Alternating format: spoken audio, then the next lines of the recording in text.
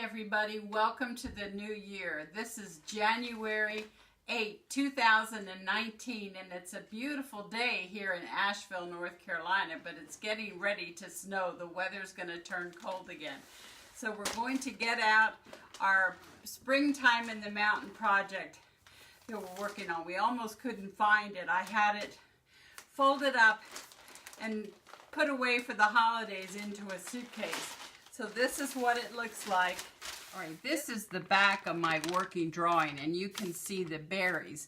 We just put dogwood flowers on top of where the berries were.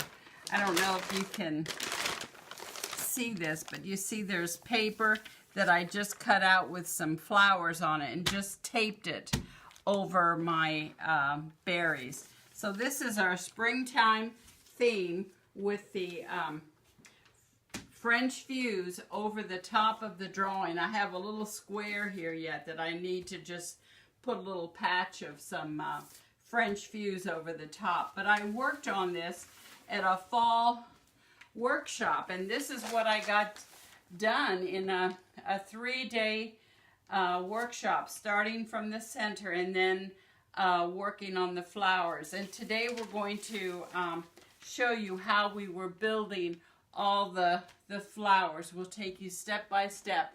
This is like it would be applique without any sewing in it until after we make the quilt sandwich. Then we'll quilt and stitch all at the same time. And they're missing pieces here. You know, I cut this out in little sections at a time so I wouldn't lose my pieces.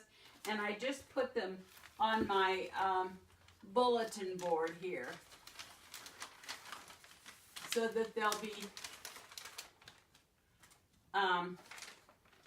ready to go. The first thing we're going to do is cut out the paper pattern and then place the pieces close to where we're going to be working, and then iron these pattern pieces onto the fabric that we've selected. Okay, you can notice that our flowers do not have numbers on the circles, the center of the dogwoods, and that's because I'm not going to use those pattern pieces. I'm going to just cut through those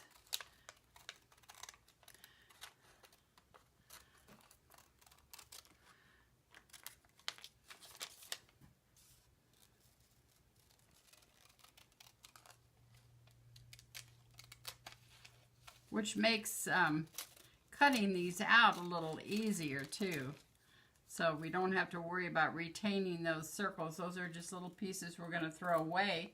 And I'm using these little mailing seals from Avery to put in the center of our flowers. And they're self-sticking, so we don't need to iron them on. I just ironed the fabric and pressed them to the wrong side of the fabric, because these are pieces that we're going to leave inside. It helps us form a really nice circle. Every other pattern piece is on top of the fabric that we're using, except for the center of the flowers, where I just stuck these on and left room around to cut those pieces out. All right, we're running a little short on fabric, so we're going to, we dug out our patterns for the 2 short sides where we use this fabric that reminds me of water, and it all needs to flow in a certain direction. So what I did is we found those 4 patterns that are going to be on one of the short sides, but we need to double this because we have 2 short sides and 2 long sides. The long sides are already finished, so we opened one out to just double check where this fabric is being used. So we've ironed these big pieces down, because you always start with the big pieces. You can always cut little pieces out of some of your scraps. So we've got approximately 8 inches here, and there's actually a little more. I'm going to just come down here another 8 inches and draw a line, and I'm just going to cut that off and save it. I'll put it up on my bulletin board for later. So we put some marks there, and I'm just going to draw a line. If I can find it. Where did I put it, Rachel? Right there. There. and over here. So we're going to save that strip that's 8 inches wide for the next set, or the last set of those big pieces that'll be used in one of the short sides. So I've got a line there. So we want to be sure and save that. I'm going to cut that off right now. All right, now we're just going to rotary cut with my magic button across here, all straight across.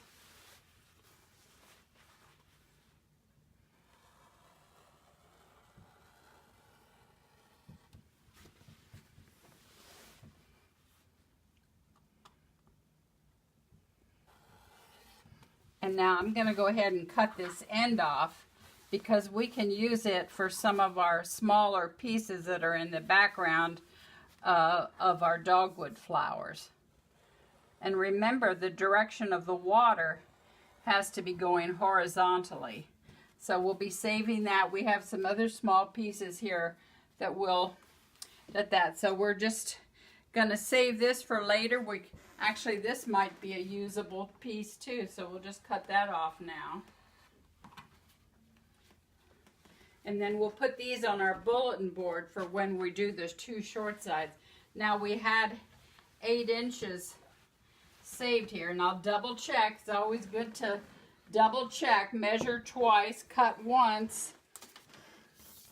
We needed 8 inches for those pattern pieces. And it'll be good. It's like 7 3/4, and that's good. So I'm just gonna go cut that off too. Okay, now you can see that we've placed all the background pieces down, and these background pieces have a direction. We want it to be like the water is flowing, and so we have a few pieces that we need to put a direction line down. So we check that first. I think that looks good, and it turns the corner and flows that way. This has a little direction line right here. And now I told you how we were concerned about running out of fabric.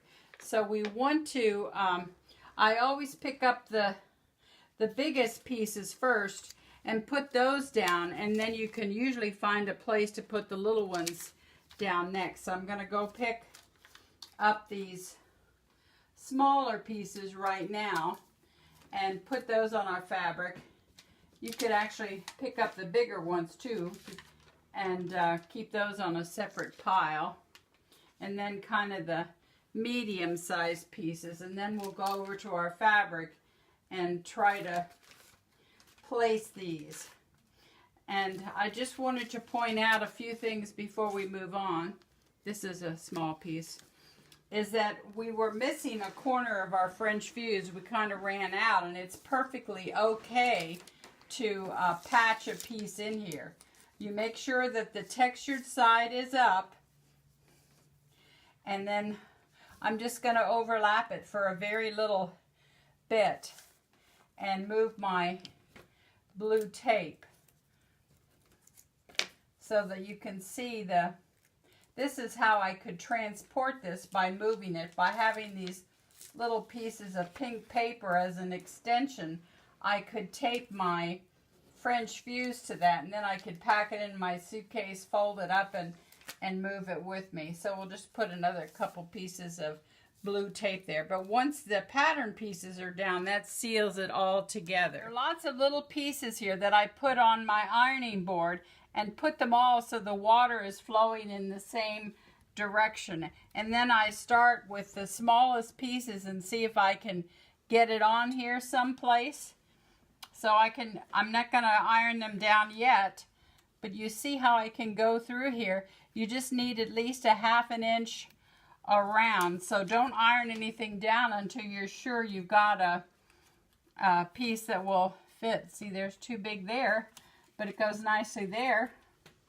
So we've used up these small pieces of fabric as good as we can. You know, we made sure the direction was all going in the same way, and then we still had plenty of room here, but we're going to actually condense this because we only need 1/4 inch around each piece, or half an inch anyway.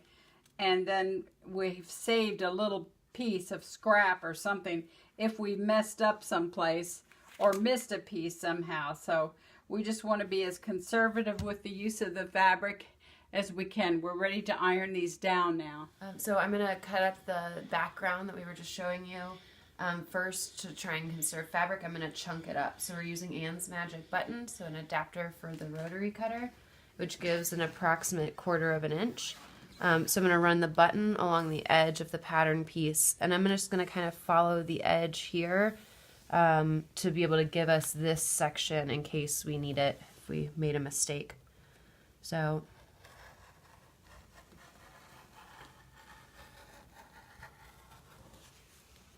and you can see it just leaves a seam allowance that will either turn back if need be, or it'll anchor underneath other pieces that are turned back.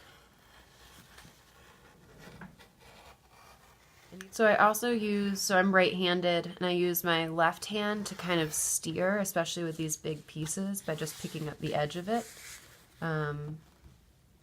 So that's some of the work I'm doing with the rotary cutter, and some of it I'm doing with my left hand.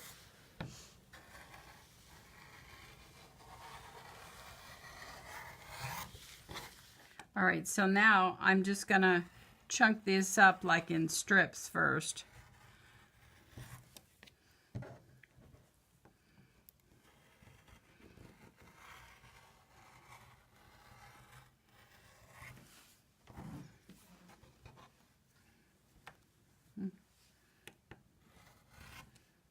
So I just kind of chunk it up, and then you can cut around each individual piece, rolling that button right along the edge of the pattern.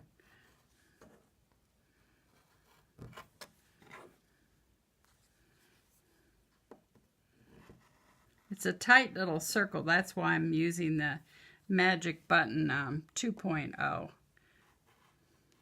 because it's a smaller circumference. All right, we've started from our background. You saw us cutting background fabric, and then we place these pieces close to where we're going to be using.